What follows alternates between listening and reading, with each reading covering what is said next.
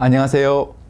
오늘은 금융사기 유형 및 피해자 구제 개요에 대해서 알아보도록 하겠습니다. 최근 금융사기 피해 건수가 급격하게 늘어나고 있는데요. 피해 예방을 위한 각종 제도적 장치가 마련되어 있지만 그럼에도 불구하고 고도화되는 수법으로 인해 피해를 입는 소비자들이 많습니다. 이러한 금융사기 피해는 어떻게 구제받을 수 있는지 지금부터 총 7개 차시에 걸쳐서 알아보겠는데요. 1차 시는 일반적으로 주위에서 흔히 일어나는 금융사기 유형과 이에 대해 실무적으로 금융사기 피해 구제 방법을 간략히 살펴보고 2차 시부터 7차 시까지는 통신사기 피해 항거법을 중심으로 금융사기 피해 구제 제도를 알아보겠습니다. 여전히 여러 가지 유형의 금융사기로 소비자의 금융사기 피해가 급격하게 증가하고 있는데요.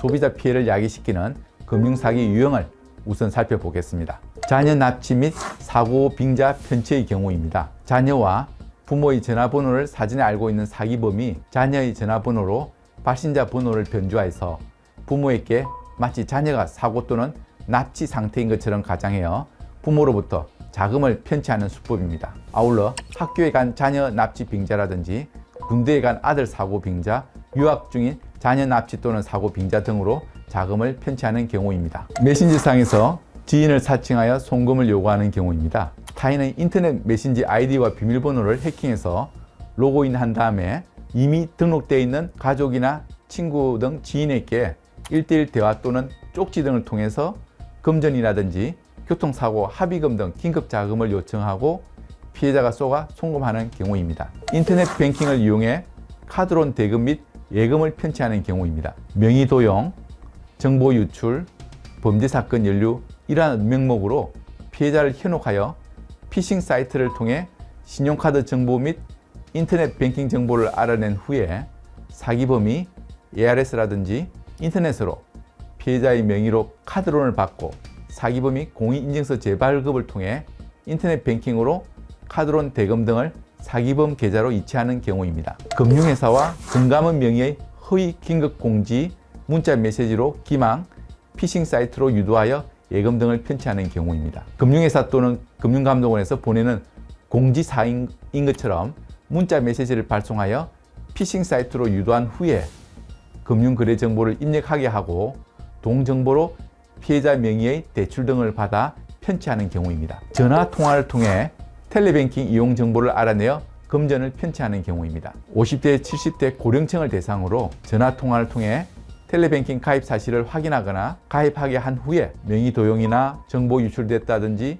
범죄 사건 연루 등의 명목으로 피해자를 현혹하여 텔레뱅킹에 필요한 정보를 알아내어서 피해자 계좌에서 금전을 사기범 계좌로 이체하는 경우입니다. 피해자를 기망하여 자동화 기기로 유인 편취하는 경우입니다. 수사기관 직원을 사칭하는 자가 피해자에게 전화를 하여 피해자의 계좌가 사건에 연루되어 피해자 명의 계좌의 안전조치가 필요하다고 기망해서 자동화 기기로 유인하고 기기를 조작하게 하여 자금을 편취하는 경우입니다. 피해자를 기망하여 피해자에게 자금을 이체하도록 편취하는 경우입니다. 검찰, 경찰, 금융감독원 등 공공기관과 금융기관을 사칭하는 자가 누군가 피해자를 사칭하여 예금 인출을 시도한다고 기망한 후에 거래 내역 추적을 위해 필요하다면서 사기범이 불러주는 계좌로 이체하도록 한 후에 편취하는 것입니다. 신용카드 정보 취득 후에 ARS를 이용한 카드론 대금을 편취하는 경우입니다. 명의 도용,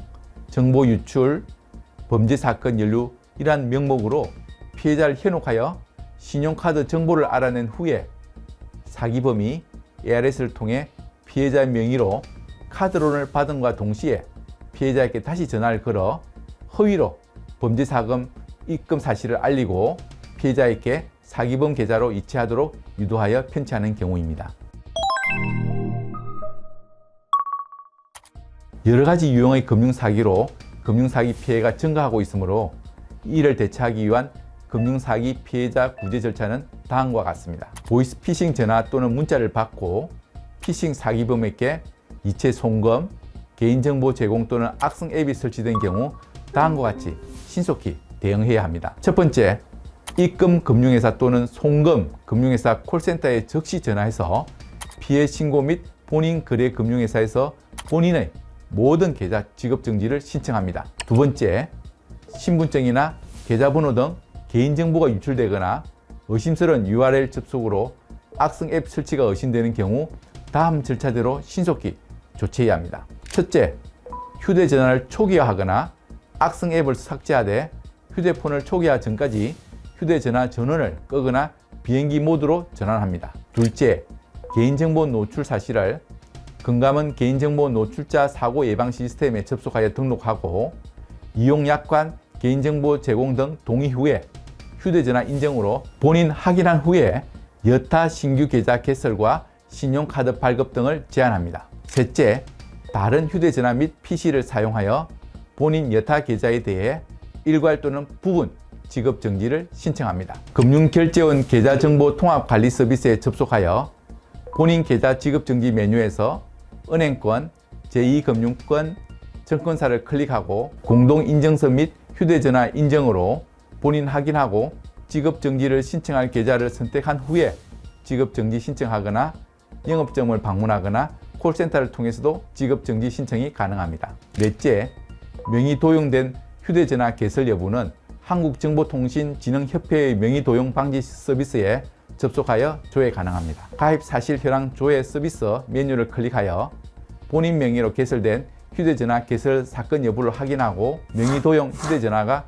개통된 경우에 즉시 해당 이동통신사 등의 해선 해지 신청 및 명의 도용을 신고하고 가입 제한 서비스 메뉴를 클릭하여 본인 명의 휴대전화 신규 개설을 차단합니다. 경찰서에서 발급한 사건 사고 사실 확인은 등 정비 서류와 함께 지급 정지 신청한 영업점의 피해 구제 신청을 서면으로 합니다. 신청일 3영업일 이내이며 필요 서류는 방문 전 금융회사 또는 경찰서에 문의하시면 됩니다. 즉시 대응 조치를 시행한 이후에 금융회사 및 경찰 안내에 따라 인증서 폐지 재발급, 신분증 분실 신고 등 필요한 추가 조치를 실시합니다.